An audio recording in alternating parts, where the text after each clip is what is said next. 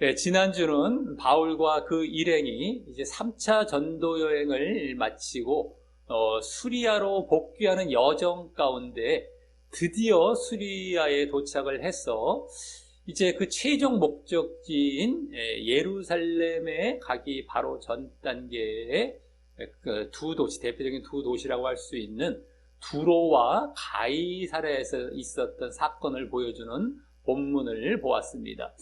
그 두 곳 모두 이제 예루살렘, 앞으로 이제 바울이 가게 될 예루살렘에서 있게 될 핍박에 대해 예언을 하는 내용이 이제 보여졌고요. 그에 대해서 그곳 사람들이 이제 바울을 인간적으로 아껴서 인간 중심적인 차원에서 바울을 예루살렘에 가지 말라고 만류하는 그러한 사건이었다라고 하는 것입니다. 하지만 그러한 모습은 결국 바울의 예루살렘으로 가는 여정에 있어서 이제 결국 장애물과 방해가 되는 것이었고요. 또 바울은 결국 하나님을 의식하여서 목숨까지도 이제 죽을 각오를 하고 있었던 터라 하나님 중심적인 차원에서 결국 그들의 제안에 넘어가지 아니했고 오히려 그들을 하나님 중심적인 자리로 이끌면서 그러한 장애물과 방해도 잘 극복하면서 자신의 이제 복음 사역의 길을 계속해서 나아가게 됨을 우리가 볼 수 있었다라고 하는 것입니다. 그러면서 그러한 바울의 반응을 통하여서 그동안에 이제 3차에 걸친 전도 여행 때도 보아왔듯이 이 핍박이라는 것이 바울의 말씀 사역 또 복음 사역에 하등의 지장을 주지 않을 것임을 이제 우리는 암시받을 수 있었다라고 하는 것이죠. 앞으로의 사역에 있어서도 그동안의 전도 여행 때들처럼 핍박이라는 것이 이 말씀 사역에 전혀 지장을 주지 않을 것이다라는 것을 암시받을 수 있었다라고 하는 것입니다. 자, 오늘은 이제 드디어 바울이 그 일행과 함께 예루살렘에 도착하는 모습과 함께 그곳에서 지난주 보여진 이 예언과 같이 바로 핍박의 배경, 핍박의 상황이 펼쳐지는 그러한 것이 주를 이루는 본문이 되겠고요. 그에 대해서 바울이 대처를 하거나 또 하나님의 도우심으로 인해서 말씀 사역, 복음 사역에 이 지장을 받지 않게 됨을 바로 보여주게 되는 본문이 됩니다. 지난주에 암시가 되고 있었던 것처럼 핍박도 바로 보여지고요.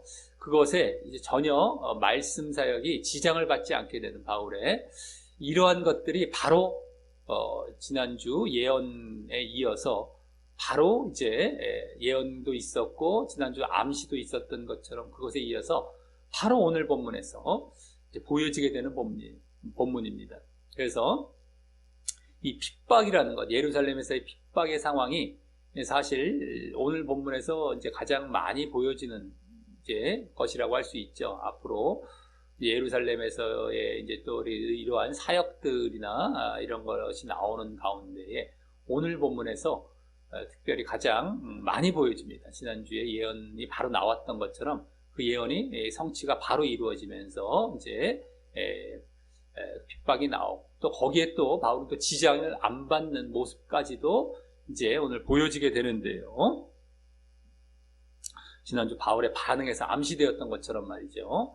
이러한 본문을 보면서 이제 교훈을 얻는 시간을 갖도록 하겠습니다. 먼저 15, 16절은 지난주 예루살렘에 도착하기 전에 최종 여정지로 머물렀던 가이사랴에서 출발해서 이제 예루살렘으로 떠나는 모습이 나옵니다.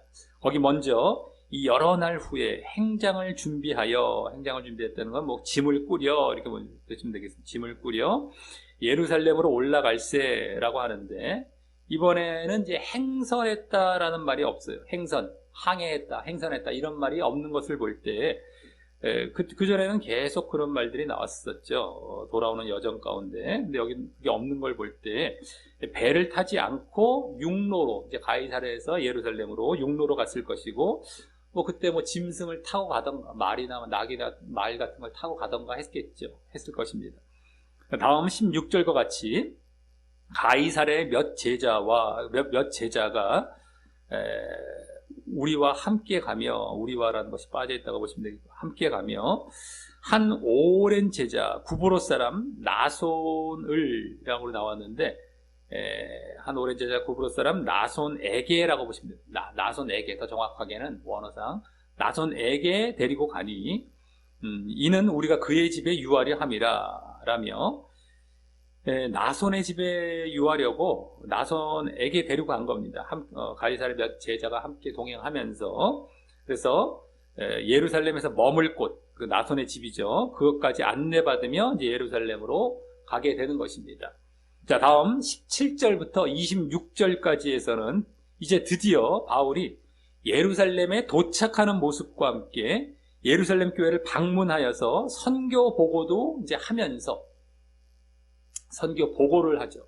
그 다음에 그곳에서 바울의 앞으로의 사역에 대해서 그 교회에서 알고 바울을 대비시키게 하는 모습이 또 나오게 됩니다. 이제 17절부터 26절까지 바울을 대비시키는 모습, 이제 대책을 마련해 주는 모습, 이제 선교 보고 바울은 하고요. 그쪽에서는 바울을 위해서 대책 마련을 해주는 이러한 모습이 나옵니다.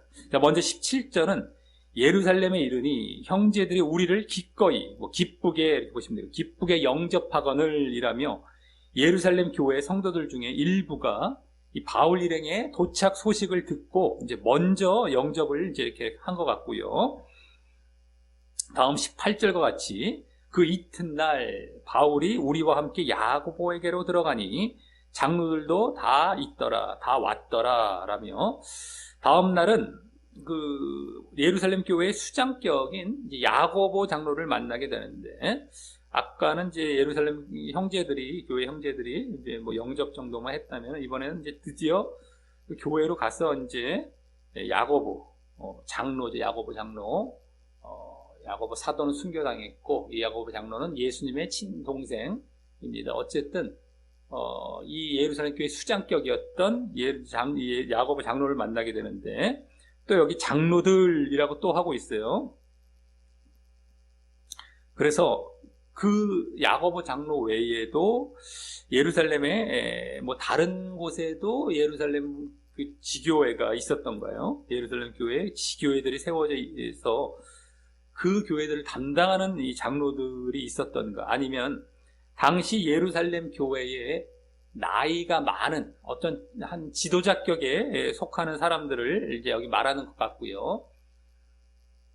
나이가 많아서 전에 뭐 집사도 세워졌지만 그들이 이제 또 이렇게 장로가 됐을 수도 있겠고, 어쨌든 또 지도자격인 누군가가 또 있어서 그들을 말하는 걸 수도 있겠고, 어쨌든 이렇게 장로들이 또 나오고 있고요. 이때 또 베드로와 요한이 언급이 안 되고 있던 것은 이 장로들이란 말에 포함이 되었던가, 또 이 당시 참석을 못한 것 같습니다.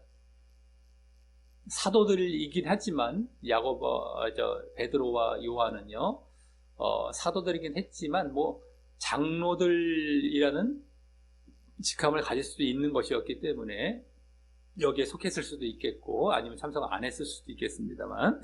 자, 다음 19절은 바울이 문안하고 인사하고 하나님이 자기의 봉사, 자기의 직무라고 보는 게 더 좋겠죠. 직무, 자기의 직무로 말미암아 이방 가운데서 하신 일을 낱낱이 고했다는 건데, 설명하니 라고 하여서 전에 1차 전도여행과 2차 전도여행 후에도 예루살렘 교회에도 결국 선교 보고를 했던 것과 같이, 원래는 이제 자기를 파송했던 교회는 안디옥 교회이기 때문에 안디옥 교회만 가서 뭐 선교 보고를 한다던가 했을 수도 있지만, 1차, 2차 때 전도여행 때는 어떻게 다 예루살렘 들려서 어쨌든 간에 선교 보고를 하게 됐던 모습들이 있었습니다.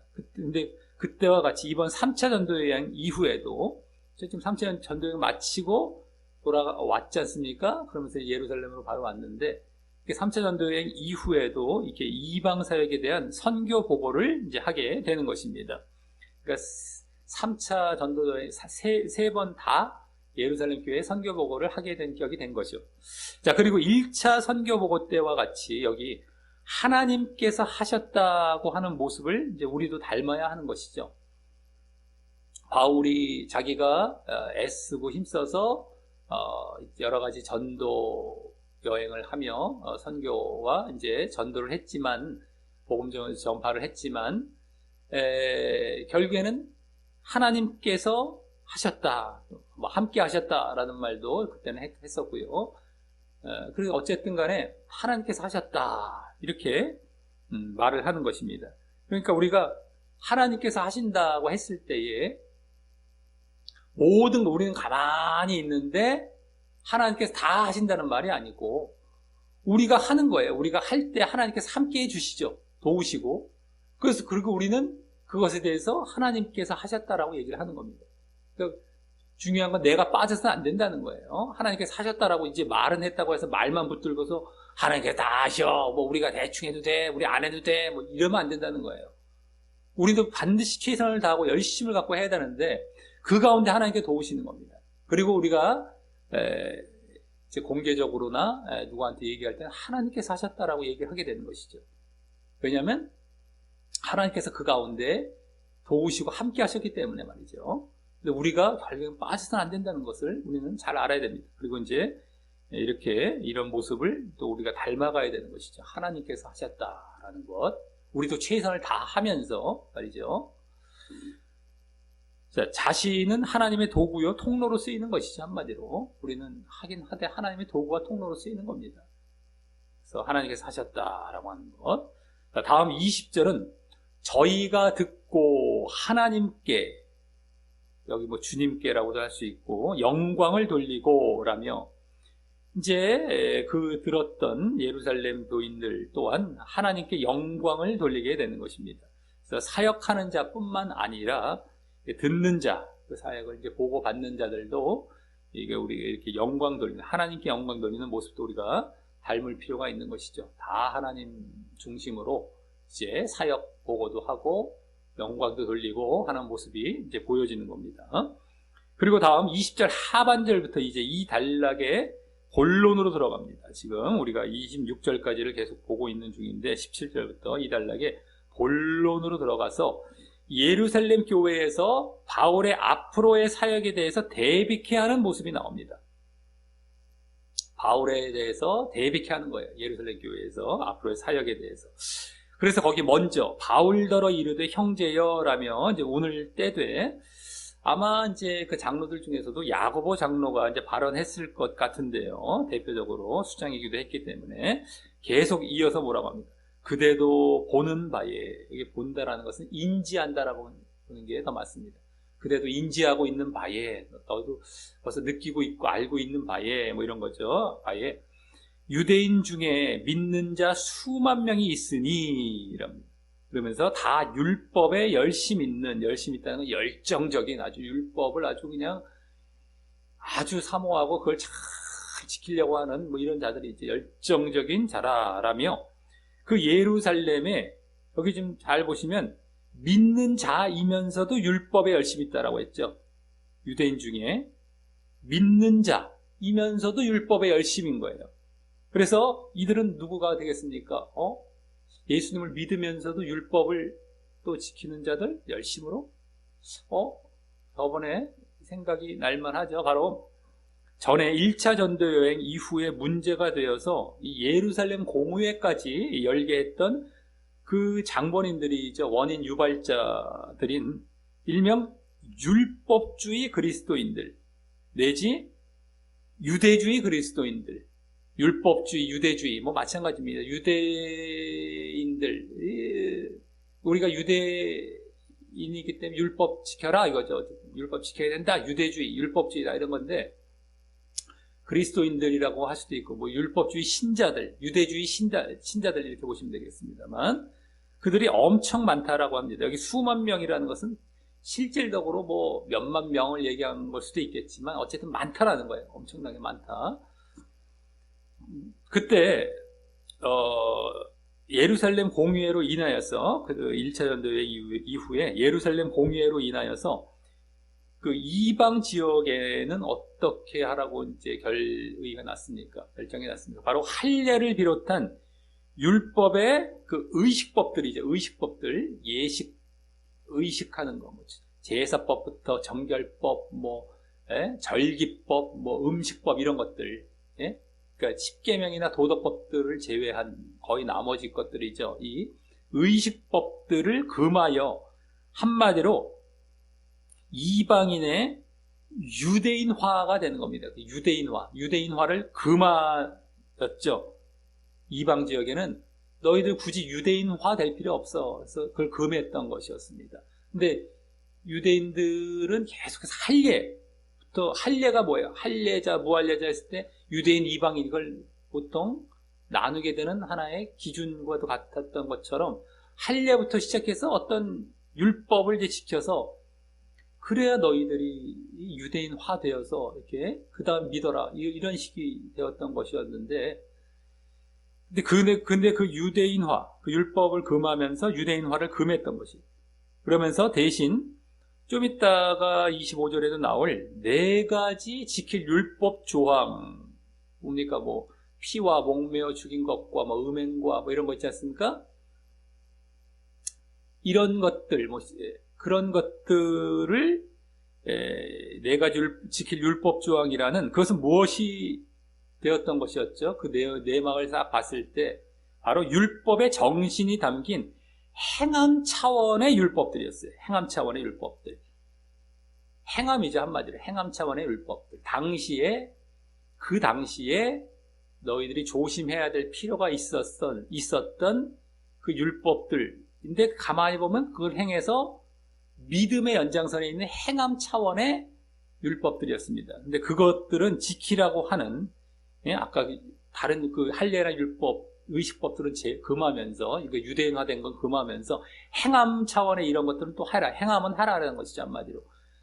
그래서 그렇게 하는 그 최종 결정을 이제 전달했어요. 이방 지역에는 전달하도록 했다면, 이 유대 지역 중에 또 그 유대 지역 중에 중심지가 어디예요? 핵심지가 어디예요? 바로 예루살렘, 여기 예루살렘이죠. 예루살렘에는 자신들이 유대인들이기 때문에 해오던 것이 있어서 그 결정이, 그러한 예루살렘 공의회의 결정이 수용되지 않았는지 이와 같이 여전히 믿음과 율법을 동시에 갖고 있는 자들이 대세를 이루어서 엄청 많았었나 봅니다. 그건 이제, 그래요. 이방인들이 유대인화 되는 거는, 그래요. 금했다 합시다. 근데 우리는 원래 유대인이거든요? 우리는 그러면 했던 대로 해야 되겠거든요? 이렇게 주장을 하는 것이죠. 네? 그러면서 믿긴 믿되 율법도 계속 행해 나가는 할례와 함께. 그러니까 지금 그 결정이 자기들한테 그렇게 막 먹혀들지가 않는 거예요. 공의의 결정이, 예루살렘 공의회. 그러니까 믿음과 또 율법을 동시에 갖고 있는 자들이 아주 엄청 많았나 봅니다. 유대인들 가운데 지금 거의 대다수였나 봅니다. 여기 지금 예루살렘에는 참 문제죠. 그때 그거 하지 말라고 했는데 그게 안 돼갖고 그냥 전염이 되고, 이게 참 안 좋은 것들이 이런 식이 되게 많아요. 그러니까 우리가 잘 알아야 돼요. 이 성경에 이런 것들이 많이 나오는데 뜯어 고쳐야 할 땐 뜯어 고쳐야 되는 거거든요. 그래야 자기가 사는 길인데 그걸 자꾸 안 하고 고집 피우고 이러면 그게 엄청나게 안 좋다는 건 우리는 교훈을 받아야 되는데, 지금 여기서도 이런 모습이 또 나오고 있잖아요. 지금 믿는 자인데, 이건 예를 들어서 유대인들이라고 할지라도 바리새인이나 그냥 유대인들처럼 안 믿는 자가 아니에요. 예수님을 믿는다는 자들인데 이렇게 지금 혼합식으로 믿고 있다라고 하는 겁니다. 잘못된 상태로. 제대로 믿는 게 아니죠. 갈라디아에서 이제 우리 다루고 있는 그 내용들이 이런 거 하지 말라는 것이었거든요. 근데 물론 이제 갈라디아서는 갈라디아라는 이방 지역에 이제 보낸 편지지만, 여기 유대 지역에서는 이게 안 맥혀들었던 이런 식이었던 거가 된 겁니다. 이게 지금. 네. 자, 그래서 다음 21절과 22절은 그 사람들과 관련하여서 아까 유대주의 율법, 그 유대주의 신자들과 관련하여 말하기를, 먼저 거기 뭐라고, 내가 이방에 있는 모든 유대인을 가르치되 이 모세를 배반하고 먼저 그 다음에 아들들에게 할례를 하지 말고 할례 또 규모라는 건 관습 관례 이렇게 보시면 관습 자기들의 이제 전통 이런 거게 되겠죠. 규모를 지키지 말라 따르지 말라 한다함을 저희가 들었도다 유대주의 신자들 그러며 이 저들이 한마디로 이제 바울이 모세 율법과 또 할례와 또 유전 여기 규모라고 했던 전통 유전까지 무시하도록 이방인들이 아닌 여기 보면 이방에 있는 모두 유대인들이라고 했어요. 그러니까 이방에 있는 유대인들에게 가르쳤다는 사실을 알고 있다라고 합니다. 지금 이방인들에 대해서 말을 하는 게 아니라 이방에 있는 유대인들입니다. 그래서 바울이 이방 지역에서 전도 여행 사역을 하면서 주로 그 도시들 이제 가는 도시들마다 가장 먼저 간 곳이 어디였습니까? 우리가 그동안 봤었잖아요. 바로 회당이었죠. 회당에서 또 그래서 유대인들부터 복음을 전한 것을 우리가 주로 봐왔었죠. 거의 그랬잖아요. 어떤 지역 들어가면 회당부터 가서 유대인들부터 거기 있는 유대인들부터 복음을 전했어요. 우리가 1차부터 3차까지 전도여행 때 쭉 봤었죠. 근데 그때 당연히 그 유대인들에게도 할례와 율법을 금하는 가르침을 전달했었을 것을 이들은 이제 트집을 잡고 문제에 삼고 있는 것입니다. 당연히 거기도 이방 지역이니까 이방인들과 같이 이 유대인들에게도 당연히 이걸 금했겠죠. 근데 그걸 트집을 잡는 거예요. 이들은 아마도 예루살렘 공의회에 한마디로 그 뭡니까? 유대인화를 금한 결정사항이 이방인들에게만 해당이 되지 원래 유대인이었던 자들에게는 상관이 없다고 생각했던 것 같고요. 그래서 그 예루살렘 공의회 이후에도 유대인들은 믿음뿐만 아니라 율법을 지켜야 한다고 자기들끼리 결의하고 전달해 왔던 것으로 볼 수가 있죠. 자기들끼리 우린 지켜야 된다. 그게 대세를 이룬 거예요. 그래서 전달해 오고 계속 또 이제 해왔는데 여기서도 지금 누구를 걸고 넘어집니까? 이방에 있는 유대인들이에요. 이방에 있는 모두 유대인. 그 이방에 있는 이방인들 뭐라고 한 게 아닌 겁니다. 이방에 있는 유대인들을 지금 갖고 너 바울 잘못했어. 우리는 유대인들은 그거 아니거든. 뭐 예루살렘은 아예 건들 수도 없고 예루살렘에 있는 유대인들은 아예 건들 수도 없는 지경이고 이방에 있는 유대인들을 건드렸다고 지금 뭐라고 하는 거예요. 한마디로 이방에 있는 이방인들은 너가 뭐라고 가르치든 뭐 상관이 없다라는 식이 되겠죠. 이게 안 나온 거 보면. 근데 유대인들을 왜 건드렸니? 뭐 이런 식이 된 겁니다. 자, 그래서 다음 22절과 같이 그러면 어찌할꼬 계속 지금 야고보 장로가 주로 이제 말을 하고 있다고 볼 수가 있는데 그러면 어찌할꼬 저희가 그 유대주의 신자들, 율법주의 신자들이 뭐 필연 그대에 온 것을 들으리니 그냥 그대에 온 것을 들으리니 그 다음에 여기 이제 생략된 게 말씀이 있습니다. 원어에는 나오고 있는데 필연이란 말로만 여기 살짝 나왔거든요. 근데 원래는 저들이 신속히 모일 것이 틀림없으니 이 말이 원래는 여기 생략이 되어 있다고 보시면 됩니다. 너가 온 거 듣고 그대가 온 거 듣고서 곧바로 막 모일 거다. 저들이 유대주의 신자들이 그게 틀림없다. 필연 그럴 것이니 이런 말인데요. 원래 생각됐는데요. 그래서 저들이 바울이 온 것을 듣고 모여와서 바울에게 어떻게 한다는 것이겠습니까? 따지든가 뭐 해를 가든 어떤 불이익을 가할 것을 지금 예상하고 있는 것이죠. 모여온다라고 한다면 이제 그런 것이 되는 것인데 이는 바울의 그 잘못된 가르침, 그 이방 지역에서 아까 유대인들에게 했던 뭐 잘못된 가르침을 문제 삼는 것뿐만 아니라 바울 자신이 또한 유대인으로서 율법을 지켰느냐? 당신도 유대인인데 당신도 유대인으로서 이 율법 잘 지키면서 이렇게 했냐? 까지 문제 삼아서 그렇게 이제 불이익을 가할 것임을 지금 예상하고 있는 것입니다. 지금 야고보 장로는. 그리고 이때 불이익을 예상하는 것, 이러한 불이익을 예상하는 것은 핍박의 상황을 예상하는 것이 되는 것이죠. 핍박의 상황, 이 핍박이 됩니다. 핍박. 그래서 지난주도 두로나 가이사랴에서 예언받은 그 핍박의 성취, 가까운 자리에 와 있는 것이죠. 지금 핍박이 서서히 여기서부터 이제 벌써 보여지게 되고 있습니다. 그죠?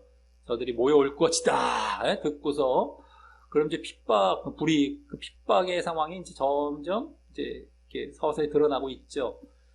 그래서 그 성취와 가까운 자리에 와 있는 겁니다. 지난주 다 예언이 되어 있었던 두로와 가이사랴에서 다 예언했지 않습니까? 자, 그래서 이런 상황 가운데 다음 23절부터 25절까지에서는 이 장로들, 지금 야고보 장로를 비롯한 예루살렘 교회 장로들이 대안을 제시하며 그러한 핍박의 상황에 대비하게 하는 내용이 나옵니다. 대안을 제시하죠. 그래서 대비케 합니다. 핍박의 상황에. 그리고 장로들이 이러한 대비를 하게 하는 것은 이 장로들도 앞으로 이 바울이 계속해서 복음을 전파할 것을 알고 거기에 지장을 받지 않게 하려는 것이 또한 되는 것이죠. 바울이 여기에 이제 예루살렘으로 왔는데 만약에 불이익을 당할 거 알고 핍박을 당할 거 안다면 빨리 예루살렘 떠나세요 이럴 텐데 그런 얘기는 안 하잖아요. 그러니까 앞으로도 여기서도 복음 전파 사역을 할 것을 알고 바울이 그것에 대비하는 것, 핍박도 대비하지만 더 결정적인 건 그러한 복음 사역에 대비케 하기 위해서 이 대책을 지금 마련해주고 있는 것이 되는 겁니다. 그래서 바울의 사역도 다 이들도 동조하고 따라가면서 이제 알고 있으면서 이렇게 대비케 하는 것이죠. 자, 그래서 거기 우리의 말하는 이대로 하라, 이 장로들이 우리의 말하는 이대로 하라라면서 말을 하기를 서원한 네 사람이 우리에게 있으니 저희를 데리고 함께 결례를 행하고, 결례라는 것은 앞에 정자가 빠져 정결례 이렇게 보시면 되겠고요. 정결례. 더 길게 하면 정결예식 이렇게 더 이제 뒤에 식자를 붙여서 정결예식, 결례. 정과 식자를 앞과 뒤에 붙이면 정결예식이 되잖아요. 결례, 정결예식. 그러니까 정결예식이라고 보시면 더 좋습니다. 우리가 이해하기 편하게. 저희를 데리고 함께 정결예식을 행하고 저희를 위하여 비용을 내어 머리를 깎게 하라. 깎게 하는 것도 삭발하는 걸 얘기하는, 깎는 겁니다. 어쨌든 그러면서 아마 이 서원한 네 사람은 지금 머리를 깎게 하는 것을 볼 때 머리를 깎게 하는 서원, 머리를 깎는 것과 관련된 서원이 있죠. 어떤 서원이냐면 바로 나실인 서원입니다. 포도주와 독주도 멀리하게 하고 또 머리를 깎지 말고 또 시체를 멀리하게 하는 이러한 나실인 서원을 아마 이 네 사람이 했던 것 같고요. 또 근데 여기 지금 결례가 나왔잖아요. 정결례식을 하게 하는 것을 보면 이들은 서원을 해놓은 상태에서 갑자기 어떤 경로를 통해서 시체를 이제 접하게 되어서 이들이 모두 이제 어떻게 의도치 않게 자기가 고의적이지 않게 시체를 접했던 것 같아요. 나실인 규정에 나와 있거든요. 시체를 접하면 너희들이 다시 시작해야 돼, 나실인을요. 근데 그 정결 예식을 한 다음에 이제 다시 이게 그동안에 했던 건 무효가 되고 다시 시작을 해야 되는데 그 정결 예식을 어떻게 해야 되냐면 몸을 성별케 하는 날을 정해요. 7일이 되는데 보통 그래서 7일 동안은 부정한 기간으로 여기고 7일째 되는 날에 머리를 미는 겁니다. 이 삭발하는 거예요. 여기 머리를 깎는다 할 때 머리를 밀고 그 다음 8일째 되는 날에 이 정결케 하는 제사를 드려야 되는 것이었습니다. 제사, 정결케 하는 제사. 그렇게 해서 정결 예식을 할 필요가 있었나 봅니다. 이 네 사람에 대해서는 정결 예식, 이 결례라는 말이 나오고 있잖아요. 서원도 나왔고. 그러니까 이들은 나실인 서원을 했을 것이고 그 가운데 또 시체를 의도치 않게 접하게 되어서 이 정결 예식, 결례를 또 해야 되는 그런 상황 가운데 있었던 것 같습니다. 그런데 그 정결 예식을 이 바울과 함께 진행하며, 지금 바울에게 그렇게 얘기했죠. 이 장로들이 바울과 함께 진행하며, 그때 이제 마지막 날에 머리를 깎잖아요. 7일째 되는 날에 아까 말씀드렸듯이 그때 그 머리를 깎는 비용을 바울에게 내게 하는 그러한 것을 제안한 것입니다. 자, 다음 거기 그러면 이제 장로들이 계속 말을 하죠. 그러면 모든 사람이 그대에게 대하여 들은 것이 헛된 것이고 그대도 율법을 지켜 행하는 줄로 알 것이리라. 율법을 지키는 줄로 알 것이라 라면서 그 유대주의 그리스도인들이 바울도 이 율법을 무시한 것이 아니고 이 율법을 지킴을 알게 하라라는 것이죠. 이런 것을 정결 예식을 도우면서 이렇게 하라라는 그런 내용이 되는 겁니다. 자, 그런데 그러면 이걸 볼 때 어떤 또 생각이 들게 됩니까? 바울도 이제 그 유대주의 신자들, 유대주의 그리스도인들의 그 주장과 같이 이 믿음과 율법을 함께 갖는 것에 동조하는 것이 아닌가 하고 생각할 수 있는데, 있잖아요. 지금 장로들이 제안한 것도 그렇고, 바울이 이걸 받아들인다면 장로들도 그걸 제안한 격이 돼버리죠. 믿음과 율법을 함께 갖는 것, 이것에 동조하는 잘못된 믿음이 되죠. 이렇게.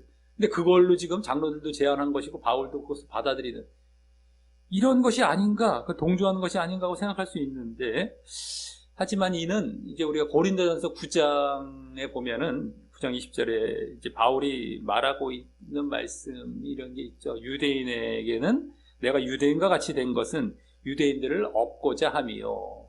또 율법 아래에 있는 자들에게는 내가 율법 아래에 있지 아니하나 율법 아래에 있는 자같이 된 것은 율법 아래에 있는 자들을 얻고자 함이요 라는 말과 같이 여기서는 누가 되겠습니까? 유대인과 율법 있는 자, 예? 이 둘 중에 율법 아래에 있는 자, 이렇게 두 개를 구분해서 그때 얘기하고 있었는데, 특별히 율법 아래에 있는 자들이라고 볼 수 있겠죠. 신자이면서 율법 아래에 있는 자들. 그러니까 율법 아래에 있는 자들을 얻기 위해서, 즉 얻는다는 건 뭡니까? 나중에 그들을 나중에 바로 돌아오게 하기 위해서 일보 후퇴한 것이라고 할 수 있는 것이죠. 일보 후퇴한 것이죠. 특히 지금 그러니까 지금 그들뿐만 아니라 다른 사람들에게도 이제 복음을 전해야 했기 때문입니다. 이 유대주의 신자들뿐만 아니라 다른 지금 유대인들에게도 복음을 전해야 했기 때문에 일단 이 상황에서는 약간 후퇴를 한 거예요. 그래서 혹시 바울이 지금 자신의 이 신변의 또 안전을 위해서 이렇게 하려는 것이 아닌가, 이렇게 이제 할 것이 아닌가 하는 것이 아니라는 것은요, 자신의 신변을 위해서 이것을 받아들일 것은 아닌 것은 이미 지난주와 지지난주 바울은 죽을 각오까지 하고 생명을 귀한 것으로 여기지 아니하고 뭐 죽을 각오까지 하면서 예루살렘에 간다고 했기 때문입니다. 그런 사람이 여기서 뭐 안 죽으려고 이것을 이렇게 피해 가려고 하는 것이겠습니까? 그래서 이걸 근데 그게 아닌 것이죠, 일단. 더욱이 지금 장로들이 이제 바울에게 제안한 것은 잘 우리가 봤을 때 아까도 이제 말씀을 드렸지만 이 정결 예식에 깊이 참여하는 것이라기보다 우리는 잘 보면은 여기 결례를 너도 해라, 너도 머리를 깎아라 이런 식으로 보여지기 쉬운데 가만히 보면 꼭 그런 것이 아닌 거예요. 왜냐하면 나실인 서원이고 아까 나실인 서원에서 정결 예식을 행하는 그 규정을 보면은 나실인 서원을 했던 사람이 그 머리를 안 깎고 있던 채 밀어버리는 거거든요. 이게 이제 무효시키면서 정결 예식을 하면서. 근데 바울은 서원한 적도 없는데 갑자기 머리를 민데 이게 아니란 말이에요. 근데 이제 그렇게 보는 경우들이 많았던 것 같아요. 지금까지 번역본도 그렇고 학자들도 그렇고 얼핏 그냥. 근데 그게 아니란 말이에요. 지금 그것을 도우라는 차원이에요. 도우라는. 이들이 정결 예식을 해야 되는데 율법에 의한 거죠. 율법적인 차원인데 그거를 율법적인 걸 한번 좀 도와줘라. 돈을 내서 비용을 들여갖고 이런 것이죠. 그래서 신용을 하는 거죠. 이들이 지금 바울이 완전 율법에 참여하라는 게 아니라 그냥 도와주면서 율법을 반대하는 것은 아니다라는 신용을 하라는 식의 대비책에 지금 가깝기 때문인 것입니다. 잘 봐야 돼요. 지금 바울이 갑자기 율법을 항하는 것이 아니니까 이 장로들, 야고보 장로를 비롯해 장로들도 이 정도를 제안한 것은 딱 중간선이죠. 율법을 항하는 것도 아니고 그렇다고 완전히 거기서 벗어난 것도 아니고 여기에 대한 대비책으로 한 중간 정도로 이렇게 돕는 정도로 해보세요라고 제안한 게 되는 것이죠. 이런 것이지 하는 것도 아니란 말이에요. 자기들이 그냥 돕는 것. 그러면서 이제 저 사람들 도왔네? 반대하는 거 아니네라는 게 보여지잖아요. 그럼 바울도 이제 율법을 지키나 보다라는 것을 인식을 줄 수 있기 때문에 장로들은 어떤 절충선에서 이걸 딱 제안한 것이 되는 겁니다. 우리 잘 봐야 돼요. 어쨌든. 자, 그래서 다음 25절에서 장로들은 자신들도 잘 봐야 또 25절이 또 중요하죠. 이 지금 앞에 그런 제안에 이어서 이 말을 하는데요. 이것도 장로들은 자신들도 그 율법에 대해서 찬성해서 그런 것이 아님을 보이게 됩니다. 율법을 정말 막 지켜야 되기 때문에 이런 제안을 한 것이 아니라는 것, 그것을 보이는 말로서 거기 뭐라고 합니까? 주를 믿는 했는데 주를 이란 말은 없다고 보시면, 어쨌든 믿는 이방인에게는, 그러니까 이방인 신자를 얘기하죠. 이방인 신자들에게는 우리가 우상의 제물은 이제 전에도 봤지만 우상에게 바쳐진 제물이죠. 더 정확히. 그러니까 우상에게 바쳐진 제물과 피와 목매어 죽인 것과 음행이라는 앞서 그 예루살렘 공의회의 결정사항 중 하나라고 말씀드린 4가지 지킬 율법 조항, 행함 차원의 이제 율법이죠. 이거 행함 차원입니다. 그냥 율법이 아니죠.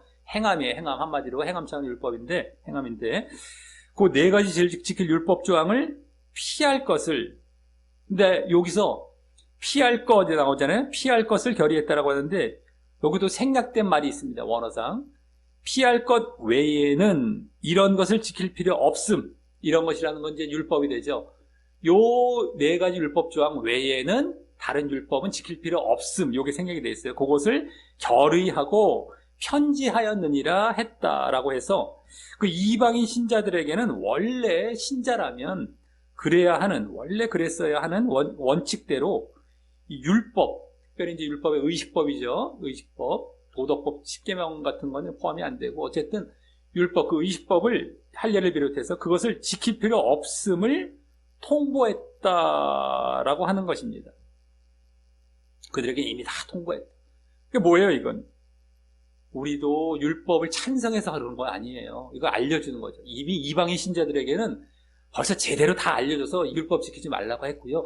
당신은 요 정도만 해서 저들의 지금 잘못된 그걸 잠깐 이렇게 벗어나야 되지 않겠습니까? 당신이 지금 불이익을 당할 상황이니까 이런 걸 제안한 게 된 겁니다. 지금 장로들이 바울에게.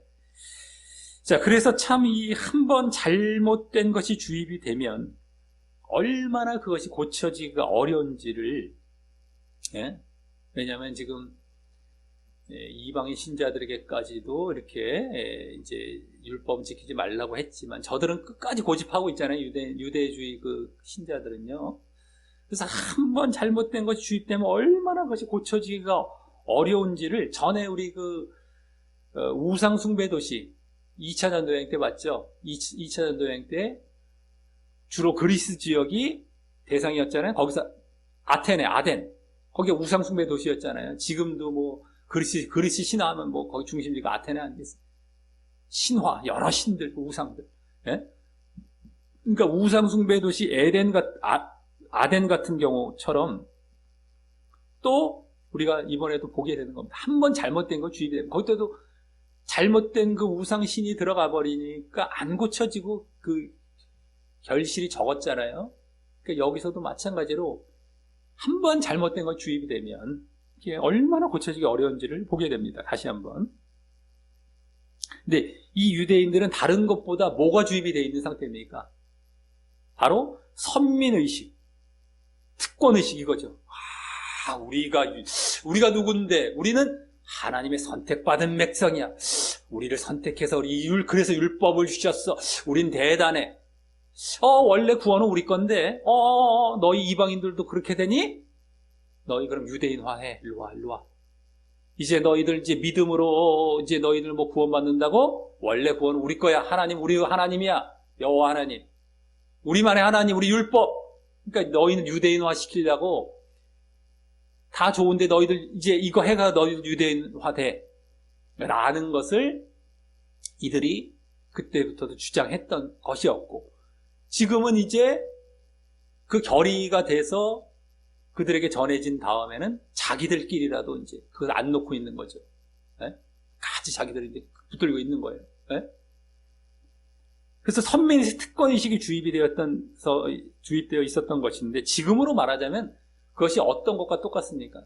늘 우리가 알고 있었고 말씀드려왔지만 바로 예정의식, 예정론이에요. 예정론. 그것이 한번 주입이 되면 지금도 얼마나 고쳐지기 어려운지 모릅니다. 안 고쳐져요.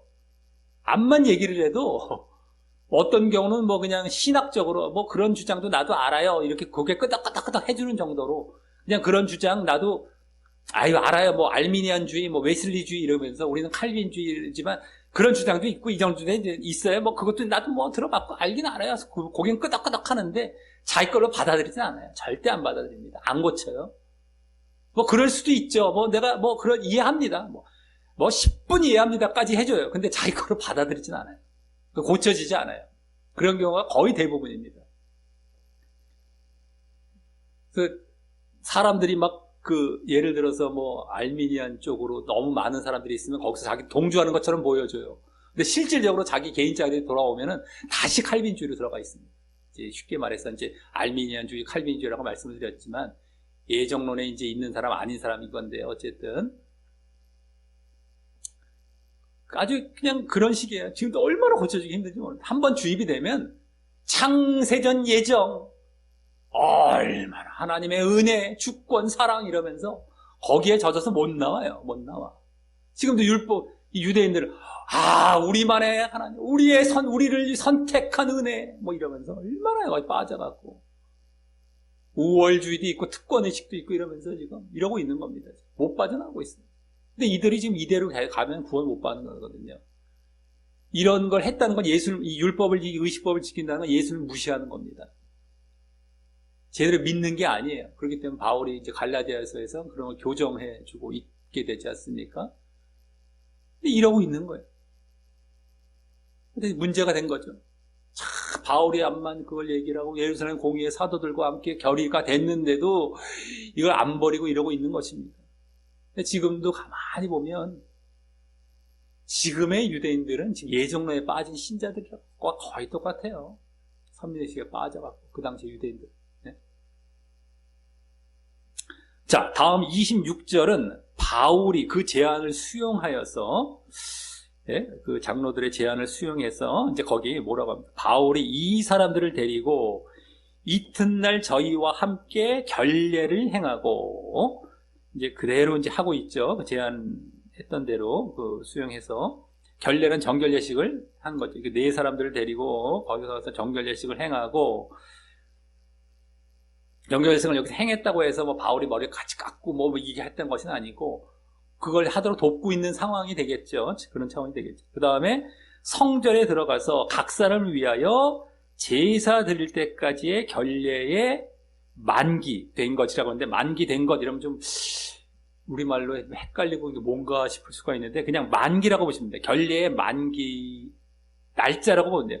만기 날짜. 만기 이러면 만기 날짜 느낌이 있잖아요. 결례의 만기 날짜를 고한이라, 예고한이라, 신고한이라 이렇게 보시면 됩니다. 이게 무슨 말이냐면 결례의 만기라고 한 게 뭐예요? 아까 말씀드렸죠. 정결 예식, 결례의 만기란 건 이제 끝나는 게 7일 동안 한다고 그랬죠. 7일 동안. 그러니까 일주일이 지나서 또 8일째, 여기 제사 드릴 때까지라고 그랬잖아요. 제사 드릴 때까지의 정결 예식의 만기라고 했기 때문에 8일째는 또 제사 드린다라고 말씀을 드렸잖아요. 아까 그 8일째 제사 드리는 때까지가 그 날짜가 언제인지를 성전에 들어가서 신고하는 것까지 해서 이 지금 정결 예식을 돕고 있었던 상황이 된 거죠. 일주일 동안. 그래서 8일째의 만기가. 그러니까 정결 예식을 성전에 들어가서 이렇게 신고를 해야 됐던 것이었던 것이었죠. 그러니까 그건 이제 바울이 이들을 데리고 그것을 정하고 가서 이제 신고하는 것까지 하고 이제 돌아온 거에 된 것이죠. 바울이 돕고 있는 이런 상황이 된 것이죠. 그리고 이제 일주일 후에 머리 깎고 할 때 이제 비용도 될 것이고, 뭐 그 다음에 뭐 제사 드릴 때도 뭐 비용을 될지 어떨지는 모르겠지만 어쨌든 그런 것들을 이제 바울이 이제 행하게 될 것이었던 것이죠. 근데 지금 신고 정도 한 거예요. 이 말씀도 번역에 따라서 막 지금 여기서 뭐 바울이 갑자기 머리를 깎은 것처럼 보일 수도 있고, 뭐 같이 다 뭐 정결 예식을 행해서 막 행했던 것처럼 보일 수 있는데 사실은 그런 게 아닌 게 되는 거예요. 아까도 말씀드렸지만 자, 여기까지 예루살렘 교회 장로들이 이제 바울이 복음 전파를 위해 핍박의 상황에 대비하는, 예? 바울의 이제 복음 전파를 위해 핍박의 상황에 대비하는 대책을 제시하여서 바울도 또 이 복음 전파를 위해 그 대책을 수용하는 그런 내용을 이제 보았다면은요, 장로들 둘 다 복음 전파를 위한 거예요. 결국에는 그걸 위한 핍박을 대비하는 차원인데, 그것을 위해서 대책을 제시했고 또 바울은 받아들였던 그 내용을 보았다면, 다음 27절부터 36절까지에서는 지금 대비했던 그 유대주의 그리스도인들, 유대주의 그 신자들이 아닌, 지금 대비는 그들을 대비해서 이제 이렇게 했잖아요. 뭐 여러 가지 정결 예식을 돕게 하고, 근데 그들이 아닌, 그 유대주의 신자들이 아닌 아시아로부터 온 유대인들에 의해서, 다른 사람들입니다, 이제는.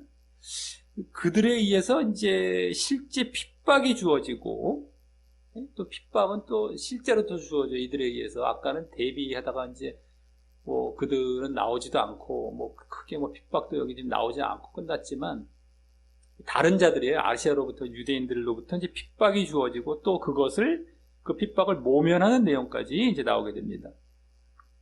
36절까지 27절부터. 27절, 먼저 27절은 그 이래가 그 7일, 일주일이 거의 참에 끝남에, 이게 거의 끝남에라며 앞서의 그 정결 예식이 끝날 무렵의 시점을 말하면서, 여기도 이제 나오죠. 이게 뭐야?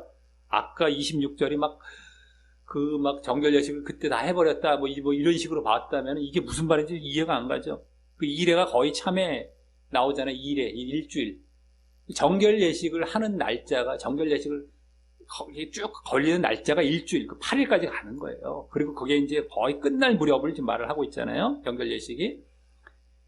그 시점을 말하면서 그때 어떻게 됐다는 겁니까? 아시아로부터, 물론 이제 여기 소아시아죠. 소아시아로부터 온 유대인들, 여기 나옵니다. 그들이 소아시아로부터 온 유대인들이 성전에서 바울을 보고, 그 뭐 정결 예식 때문에 이제 성전 쪽에 주로 있었던 것 같습니다만, 그때 바울을 보고 모든 무리를 충동하여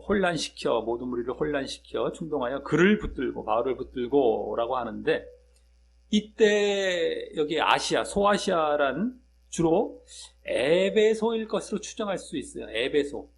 아시아 중에서도 에베소일 것으로 추정하게 됩니다.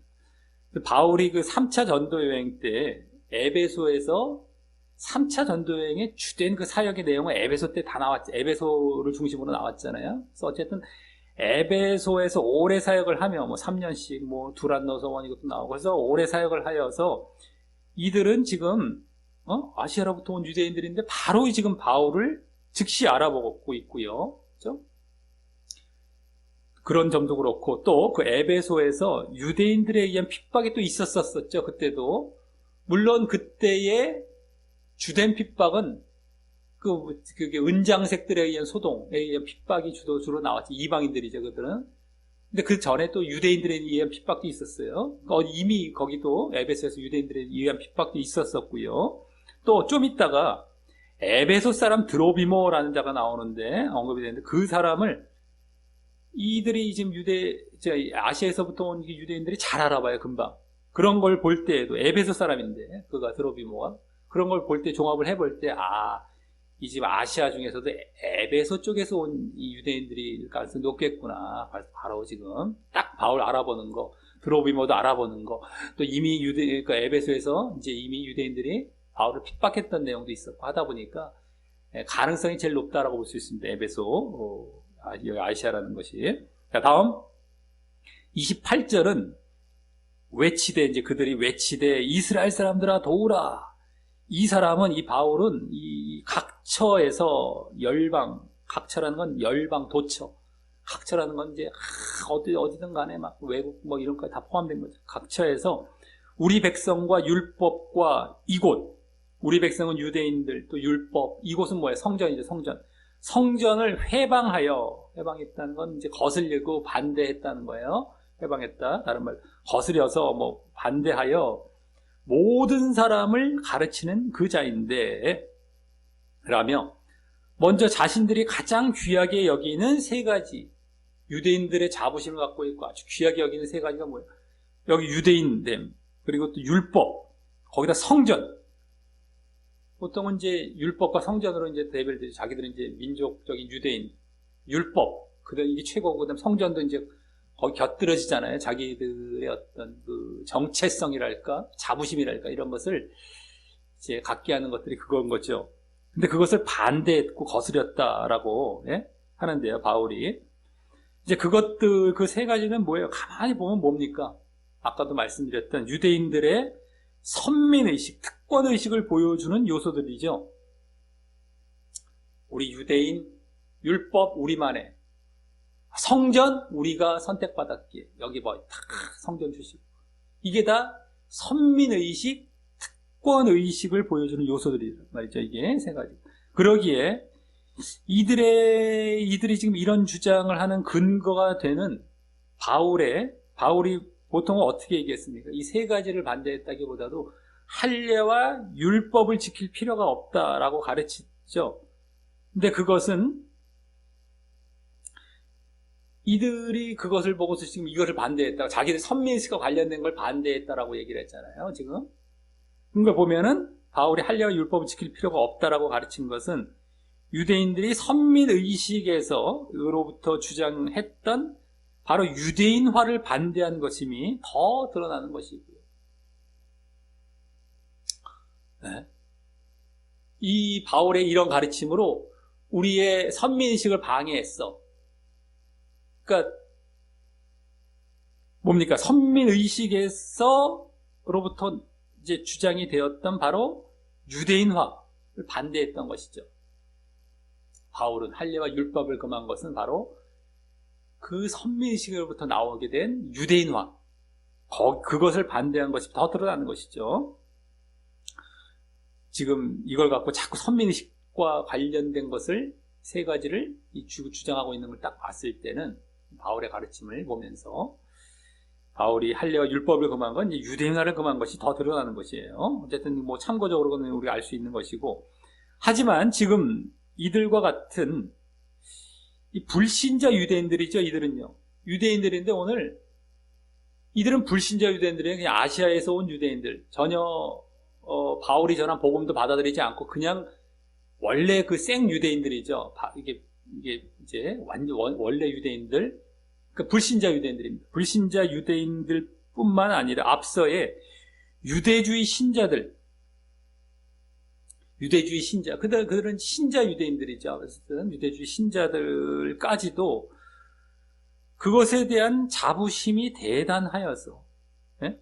그 세 가지들, 또 선민의식 이런 것들, 그래서 그 주입된 의식에서 못 빠져나오고 있다는 것이 아주 문제가 큰 것임을 보게 되는 것입니다. 유대인들이 이런 거예요. 지금 아까 그 믿는 신자들뿐만 아니라 믿는 유대인들뿐만 아니라 이제 안 믿는 유대인들까지 또 보이잖아요. 엄청나게 자부심이 강하잖아요. 그거 갖고 지금 계속 걸고 넘어지는 겁니다. 한 번 그래서 거기에 그냥 그 의식에, 잘못된 의식에, 주입된 의식에 빠져버리면 못 나오는 거예요. 믿음 이후에도 지금 예정론이 빠져있는 자들처럼 똑같습니다. 지금도 한 번 그게 주입이 되면 못 빠져나와요. 못 빠져나와. 지금 믿는데도, 그러니까 이제 지금 예정론으로 처음에 믿었던 자들은 바르게 가르쳐서 그거 아니다라고 가르쳐도 이제 그것이 이제 지금 이 바울식으로 말하자면 바른 그 복음을 제대로 전한 게 되는 것입니다. 못 빠져나오는 거예요. 그런 식을 또 보게 됩니다.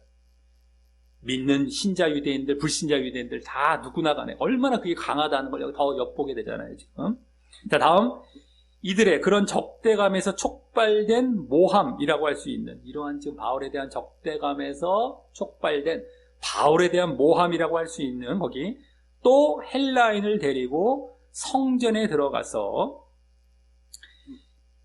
헬라인을 데리고 성전에 들어가서 이 거룩한 곳, 이 성전이죠. 성전을 더럽게 하였다 하니 라고 하면서 이 바울을 지금 고발하고 있죠. 계속. 그러면서 뭐라고 합니까? 그에 대한 부연 설명으로 다음 29절과 같이, 왜 성전을 더럽혔냐, 이 바울이 헬라인을 데리고 그 이제 부연 설명 29절에서 합니다. 이는이라는 건 왜냐하면 저희가 전에 에베소 사람 드로비모가 바울과 함께 성 안에 있음을 보고 그 이제 지금 이 유대인들이 바울과 이제 여기 에베소 사람 드로비모가 나오죠. 아까 말씀드렸던 이들을 딱 알아보고 있습니다. 에베소 사람 드로비모가 바울과 함께 성 안에 있음을 보고 바울이 그 드로비모를 성전에 데리고 들어간 줄로 생각함일러라 라고 지금 여기 지금 누가가 부연 설명하고 있습니다. 라고 하여서 이들이 지금 유대인들이 아시아에서 온 유대인들이 악의적인 마음 가운데 바울에 대한 악의적인 마음 가운데 대충 짐작을 해서 바울을 이제 모함하는 주장을 하고 있음을 보여줍니다. 대충 짐작한 거예요. 대충. 그렇게 생각함일러라. 이제 바울에 대해서 반감이 있으니까 드로비모 헬라인을 그냥 에베소 사람을 갖다가 그냥 함께 성 안에 있었던 걸 보고 분명히 들어갔을 거야 라고 이제 추정을 해버리는 거예요. 지금 자기들. 그래서 모함을 해버리는 거예요.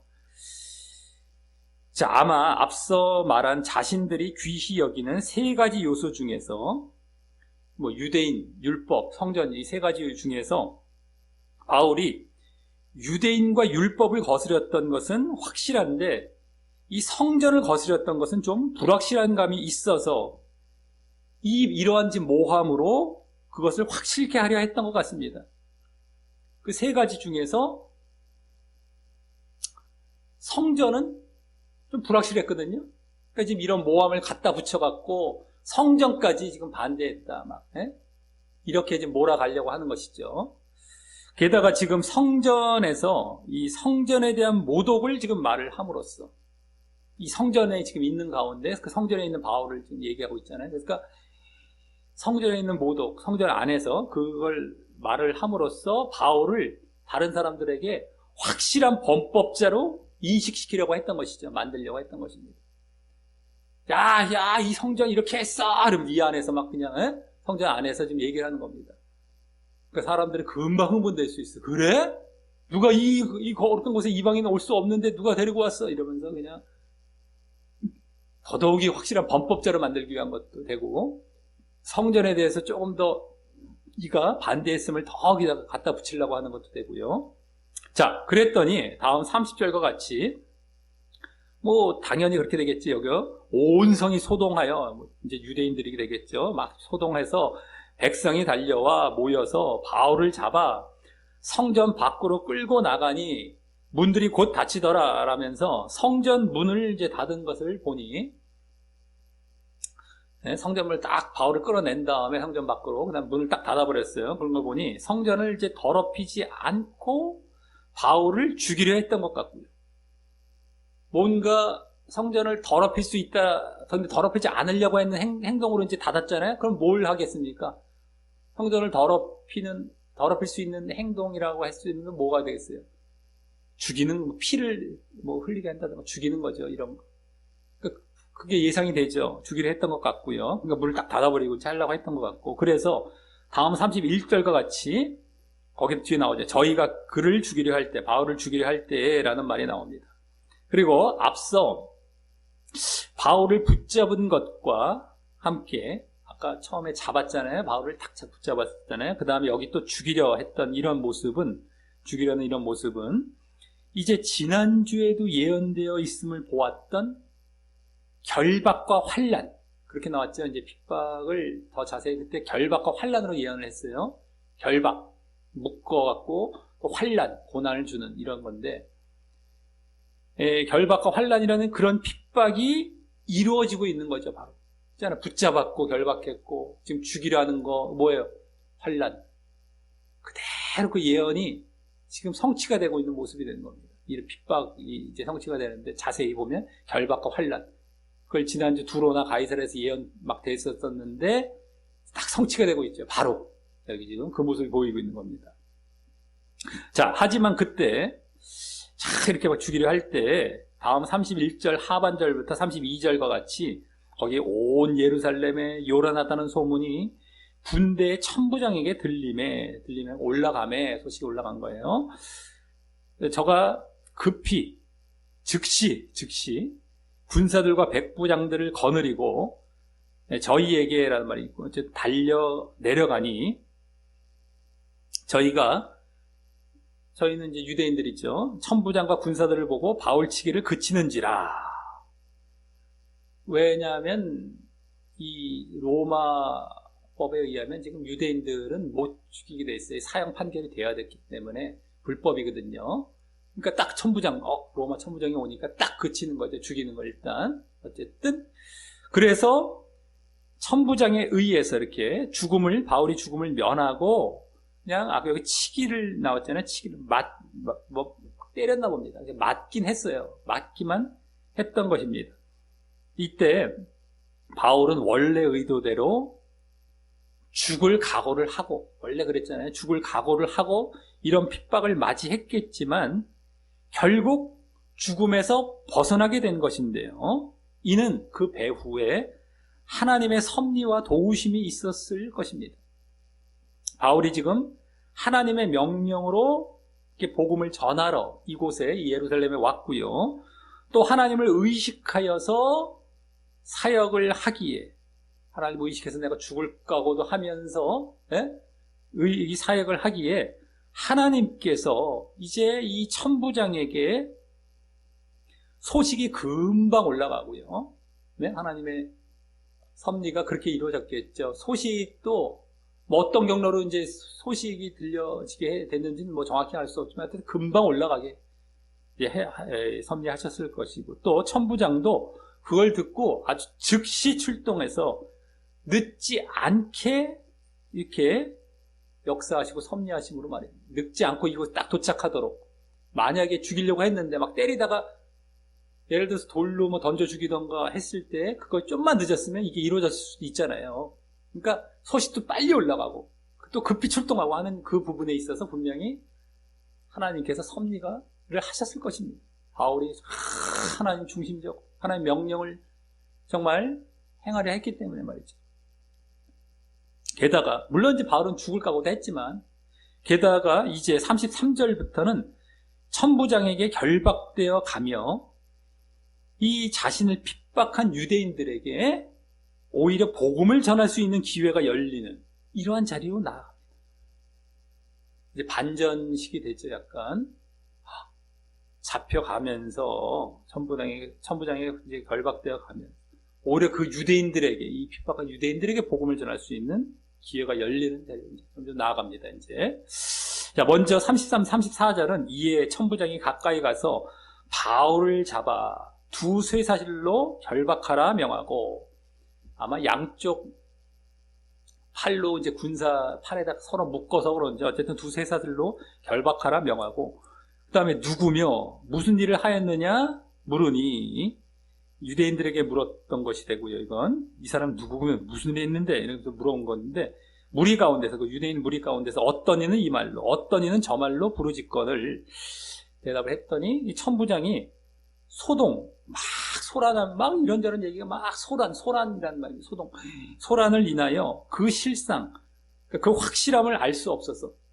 이 말 저 말 나오니까 도대체 그 실상, 그 확실한 게 뭔지 알 수가 없어서 바울을 영문 안으로, 영문이라는 건 막사로, 이제 영문, 자기들은 이제 군대 막사가 있는 그 영문 안으로 데려가라 명하는 이런 모습으로 천부장이 지금 실상을 몰라서 바울을 막사 안으로 이송하는 장면이 나옵니다.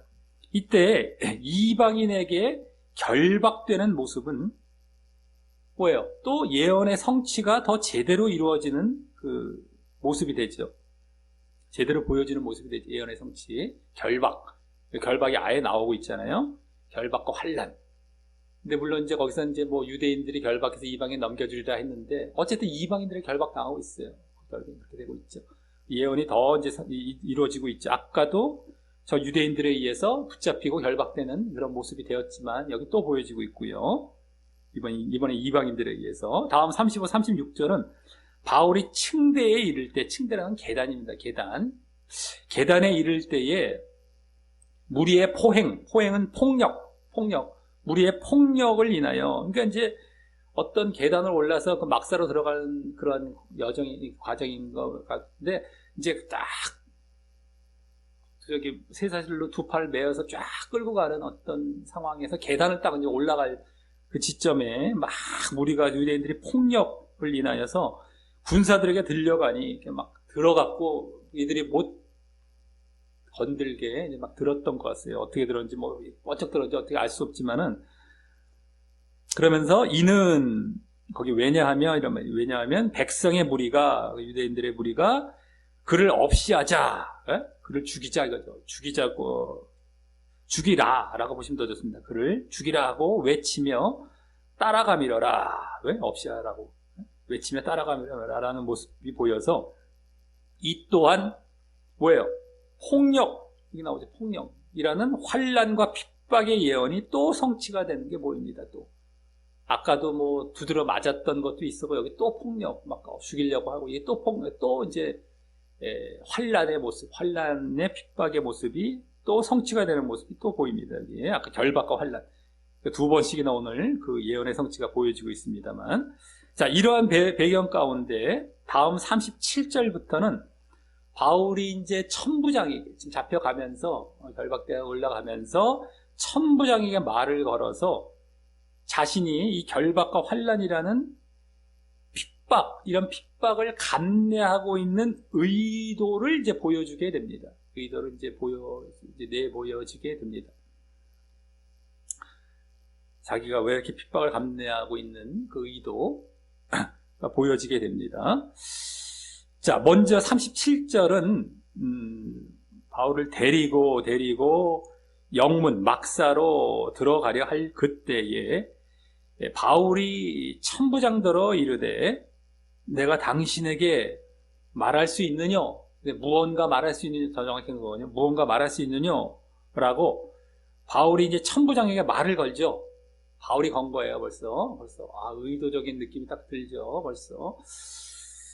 다음 천부장은 가로되 내가 헬라말을 아느냐? 하면서 지금 헬라말로 이제 얘기를 했나 봐요. 그러니까 어쨌든 헬라말을 아느냐면서 다음에 뭐라고 하면, 그러면 너가 이전에 나는 혼란을 일으켜 4,000명의 자객은 이제 암살자를 말을 하죠, 보통은. 근데 이제 뭐 약탈자로 될 수 있겠고, 어쨌든 4,000명의 자객을 데리고 광야로 가던 그 애굽 사람 아니냐? 애굽인이 아니냐? 헬라말 한 걸 보니까, 애굽 사람은 헬라말 못하기 때문이죠. 그러면서 천부장은 바울이 이제 헬라말을 했는지, 이 바울을 이제 얼마 전 이 혼란을 일으켰던 애굽 사람 거짓 선지자,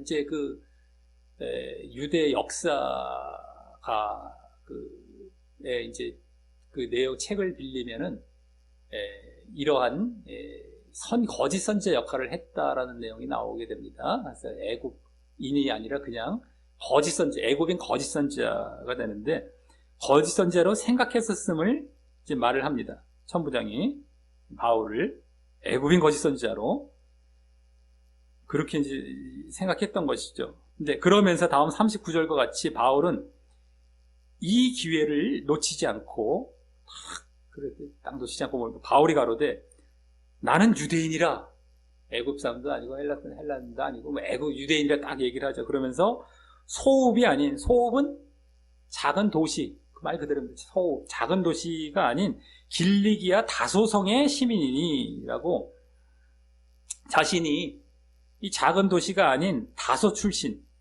우리 바울의 고향하면 다소라는 걸 어느 정도 이제 아는 경우가 많이 있는데, 그것이 작은 도시가 아닙니다. 거기도 나름대로 큰 도시고 유명한 도시였던 거예요. 근데 어쨌든 다소 출신이었음을 말을 하면서 이 자신에 대한 안심이 될 만한 소개를 천부장에게 합니다. 나는 이러이러한 사람입니다.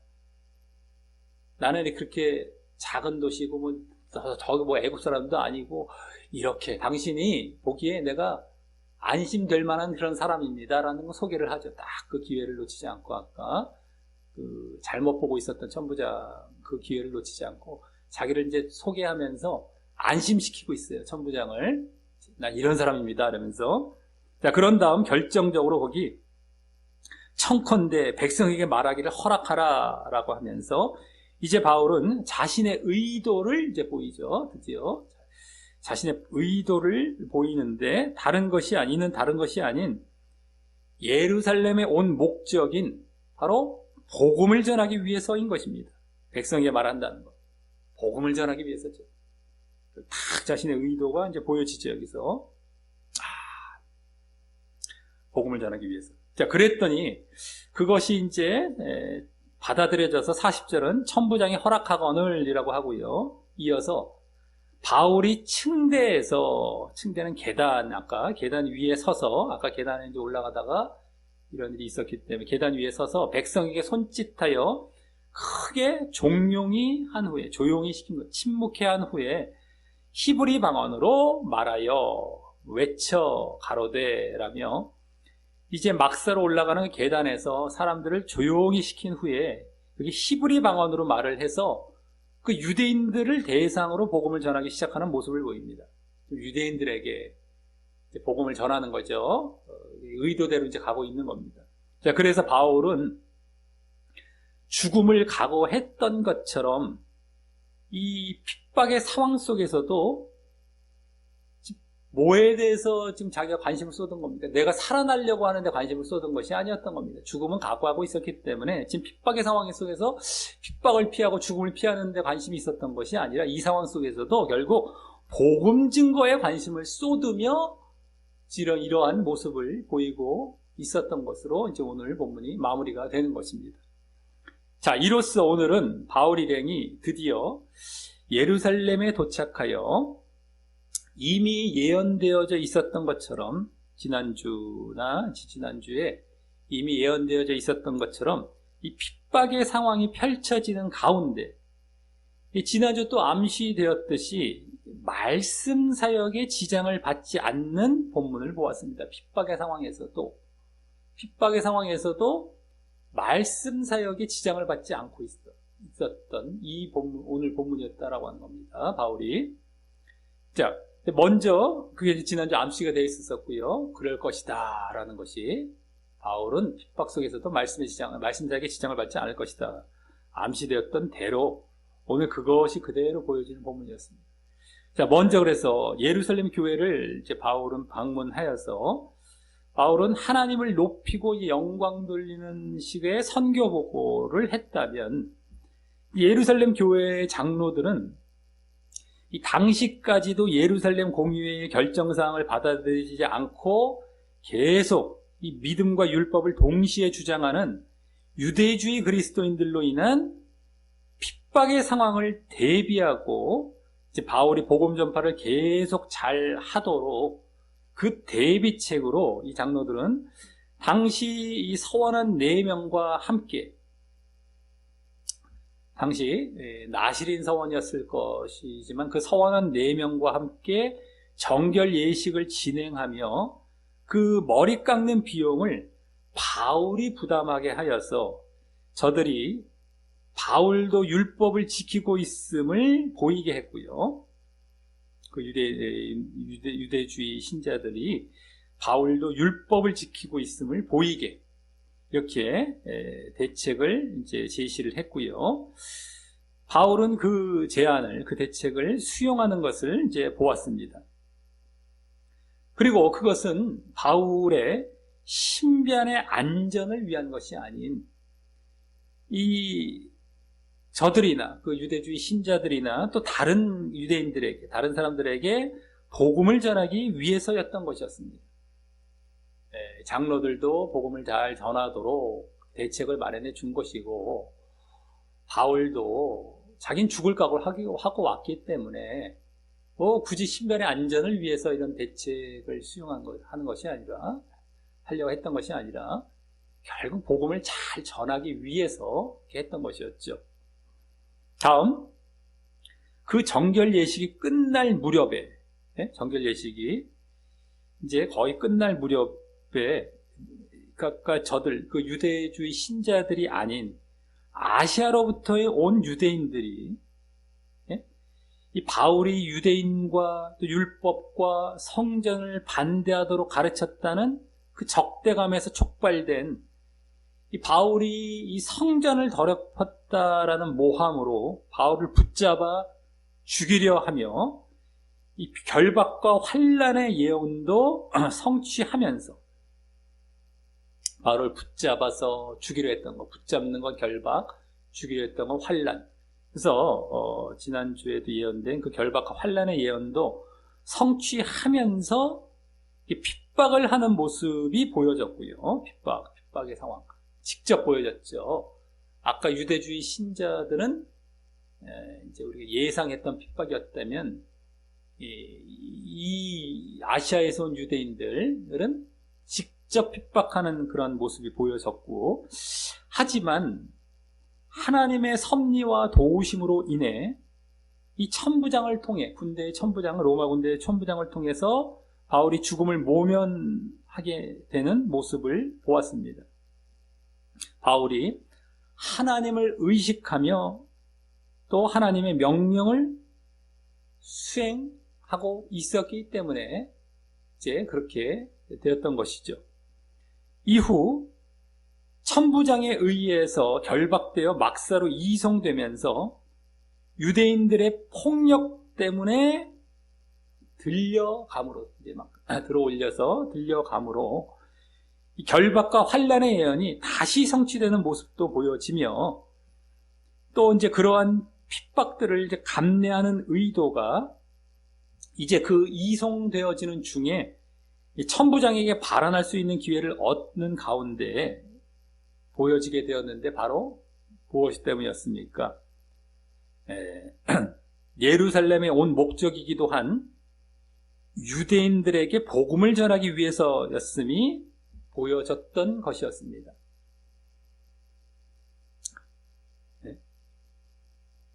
핍박을 감내하는 의도, 그렇게 핍박을 감내하는 의도는 유대인들에게 복음을 전하기 위해서 이미 이 마지막 부분에 이제 내가 말할 수 있도록 해달라 천부장에게 부탁하면서 또 제대로 이제 보여주고 있었죠. 복음을 전하려 했던 그 의도가. 자, 이를 볼 때에 오늘 바울은 지난주 암시되었듯이 그동안의 전도 여행 때처럼 핍박의 상황에서도 말씀 사역에 지장을 받지 않는 모습을 보여준 것인데요. 큰 차원에서는 그거죠. 핍박의 상황에서도 말씀 사역에 지장을 받지 않는 모습. 그동안의 전도 여행 때도 그랬던 것처럼 그것을 오늘 보여주고 있었는데요. 또 그것이 지난주도 암시가 되었었고요. 근데 그것을 보여줬는데, 그것은 이제 하나님의 도우심도 있었기 때문이기도 하지만, 또 그 배후에, 하나님의 도우심 배후에 이 죽음도 각오할 정도로, 바울이 죽음도 각오할 정도로 하나님을 의식하며 하나님의 복음 전파 명령을 완수하려 했기 때문이었던 것입니다. 바울이 오늘 선교 보고 때부터 엿보여졌듯이, 선교 보고 때도 하나님이 하셨다, 하나님께서 이렇게 함께 하셨고 했다는 것을 말을 하는 것에서도 엿보여지고 있었듯이, 다시 말하자면 뭐야? 하나님 중심적이었기 때문이었던 겁니다. 하나님 중심적이었기 때문에. 그렇기 때문에 이제 하나님의 도우심도 있으면서 이렇게 말씀 사역에 지장을 받지 않았던 핍박의 상황 속에서도 이런 모습이 보였던 것입니다. 반면 오늘 핍박의 주체가 되었던 유대인들은 뭐 불신자 유대인이건 뭐 신자 유대인이건 결국 선민의식, 특권의식이 주입되어서 거기서 빠져나오지 못함으로 하나님의 뜻과 말씀도 거부하며 율법 중심, 성전 중심이라는 자기들 고집대로 갔던 것입니다. 대표적으로 말하자면 율법 중심, 성전도 그 안에 다 포함이 됐다고 보세요. 율법 중심, 성전 중심으로 일하는 자기들 고집대로 갔던 것이에요. 그게 주입돼요. 선민의식, 특권의식이 주입이 되어서 지금 하나님께서는 예수님 오신 이후에 이제는 율법은 아닌 거거든요. 그건 다 제해진 거거든요. 이제는 그게 하나님의 뜻이고 하나님의 말씀이고 하나님의 복음이고 방향인데 그걸 거부하고 있는 거예요. 율법 중심, 성경 중심 계속 거기에 머물고 있어요. 지금 예정론자들이 그런 자리에 있어서 실제로 하나님 중심이 아닌 신학 중심, 교리 중심에 있는 것과 마찬가지입니다. 그들은 뭐 하나님의 주권 뭐 이러면서 하나님을 되게 높이는 것처럼 보이지만 사실은 그게 아닙니다. 유대인들도 그러잖아요. 하나님, 우리 하나님, 여호와 하나님 이러면서 막 그렇게 선민의식 이렇게 얘기했던 건데 실제로는 하나님 중심이 아닌 것이죠. 하나님 말씀을 거부하고 있기 때문에 이들도 마찬가지예요.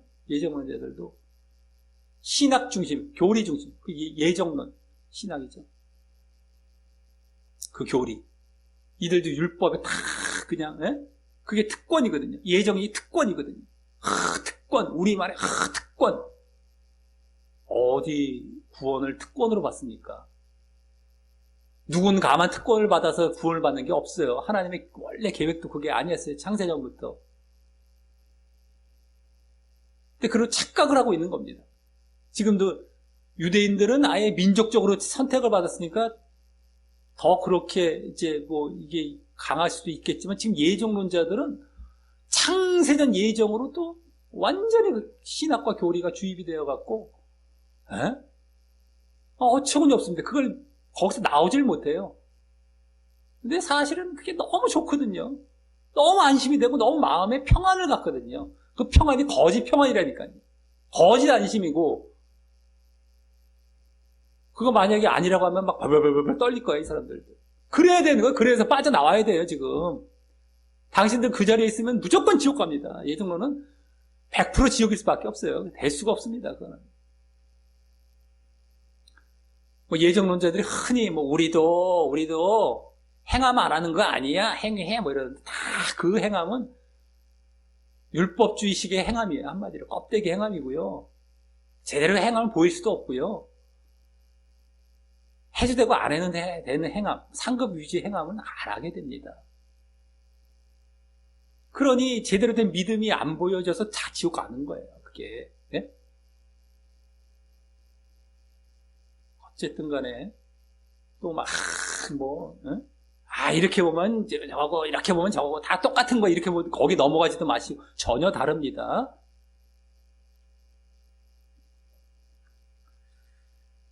자, 이를 알고 우리 모두 특권의식을 버리고 진정 하나님 뜻과 말씀에 집중하고 하나님 중심적이 또한 됨으로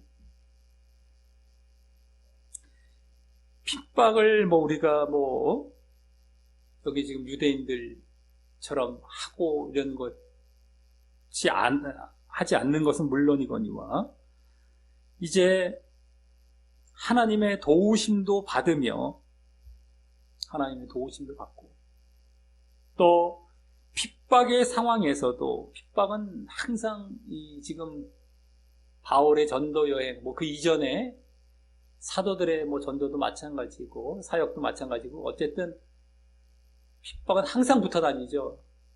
그러니까 우리도 사역할 때에 마찬가지가 되는 건데 바르게 갈 때 지금 같은 경우도 율법 그거 아니다 했을 때 지금 핍박이 오잖아요. 예정 아니다 하면 핍박이 오는 거예요. 쉽게 말하자면. 특권 아니다 할 때 핍박이 오는 거예요. 왜 아니냐고. 우리 이게 좋은데. 이렇게 좋은 특권과 이렇게 좋은 게 있었는데 당신이 뭔데? 우리가 건드려? 이런 식의 은연중에 핍박에 들어오게 되게 되는 겁니다. 은연중에 이들처럼 지금 유대인들은 좀 민족적이고 여러 가지 정말 눈에 보이는 더 핍박처럼은 아닐지 몰라도 여러 모양으로 들어오게 되는 거예요.